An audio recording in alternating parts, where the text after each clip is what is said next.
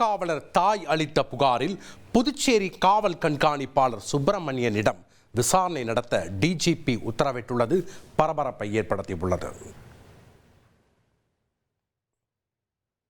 புதுச்சேரி மேற்கு பகுதி காவல் கண்காணிப்பாளராக பணியாற்றி வரும் சுப்பிரமணியன் காரைக்காலில் பணியாற்றிய போது பெண் காவலர் ஒருவரிடம் நெருங்கி பழகியதாக கூறப்படுகிறது. தொடக்கத்தில் கணவர் கண்டித்ததாகவும், இருப்பினும் புதுச்சேரிக்கு பணியிடம் மாற்றம் பெற்று வந்த சுப்பிரமணியன் மீண்டும் பெண் காவலரிடம் நெருங்கி பழகியதாக பேசப்படுகிறது. இருவரும் வீடியோ காலில் பேசிக்கொள்வதை அறிந்து கணவர் கண்டித்ததால் பெண் காவலர் தற்கொலைக்கு முயன்றதாக தகவல் வெளியானது. இதனிடையே காவல் கண்காணிப்பாளர் மற்றும் பெண் காவலர் இடையேயான உரையாடல் இருவரது வீடியோக்கள் சமூக வலைதளங்களில் பரவின.